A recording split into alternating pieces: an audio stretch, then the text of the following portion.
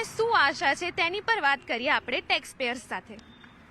Sir, આપની શું આશા છે કાલના ટેક્સ બજેટથી? કાલના ટેક્સ બજેટથી એક્સપેક્ટેશન એવી છે કે કોમન પબ્લિક જે છે, કોમન મેન જે સેલરાઇઝ છે, જે રેગ્યુલરલી ટેક્સ પે કરે છે, એમને માટે કોઈક બેનિફિટ થાય તે માટે વધારે એક્સપેક્ટેશન છે કે જે ટેક્સ સ્લેબ્સ જે એમને છે કે ન્યૂ રિજીમમાં કોઈક બેનિફિટ મળે, કાં તો તમે જે ઓલ્ડ ટેક્સ રિજીમ છે એમાં કોઈ બેનિફિટ તમે આપી શકો તો એ ઘણું સારું છે.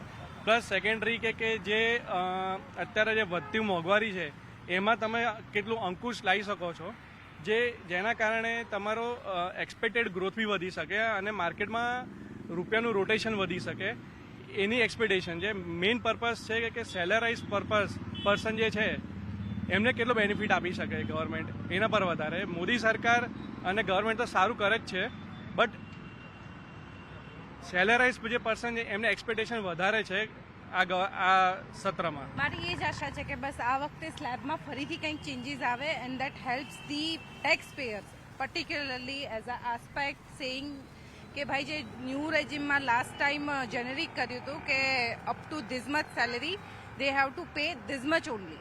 ફોર એન એક્ઝામ્પલ 5%થી રિડ્યુસ 10%થી રિડ્યુસ કરીને 5% કર્યું. તો આ વખતે બી એવું કંઈક રિડક્શન આવે ટેક્સ પેયર માટે, જેથી કરીને we can balance the money and life as well. કારણ કે એનાથી શું કહેવાય, મોંઘવારી અને અમારી સેલેરી બંને મેનેજ કરી શકીએ. સ્લેબમાં થોડો ઘણો ચેન્જીસ થાય, પણ મને એવું નથી લાગતું કે આ વખતે ચેન્જીસ થશે, કેમ કે આ ઇન્ટરમીડિયેટ જેમ કે વચગાળાનું છે.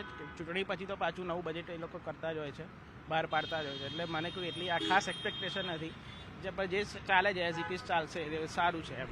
લેટ્સ હોપ કે ભાઈ એઝ અ સેલરીઝ પર્સન મને બી કંઈક મારા પોકેટમાં વધારે પૈસા આવે, મતલબ ટેક્સીસમાં મને કંઈક વધારે ડિડક્શન થાય એવું એક્સપેક્ટેશન રાખું છું. પ્લસ જે મિડલ મેન છે એને બી થોડી રિલીફ થાય તો ઓવરઓલ બધાને બેનિફિટ થાય એવી આશા છે.